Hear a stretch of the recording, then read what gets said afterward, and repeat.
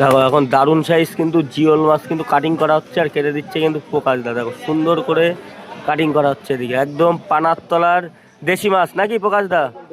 একদম দেশি মাছ। দেখো কাটিংটা দেখো শুধু একবার, সুসাডাঙ্গা বাবরের শিঙি। দেখো একদম সুপার কোয়ালিটি মাছ আর পুরো কাটিংটা কিন্তু তুলে ধরছি বন্ধুরা তোমাদের সামনে।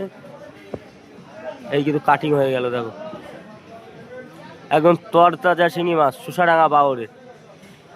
প্রকাশ দা আজকে বাংলাদেশের মাছ নেই? এই যে বাংলাদেশের পাবদা আছে, ট্যাংরা এদিকে, আর এই যে পদ্মা নদীর বড় বড় ইলিশ এইদিকে, আর একটা 500-600 গ্রাম সাইজের ইলিশ।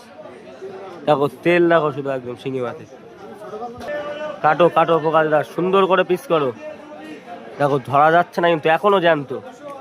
এই কিন্তু কেটে কেটে রাখছে এখানে। দেখো একদম স্ট্যান্ডার্ড সাইজ হয়ে যাচ্ছে কিন্তু।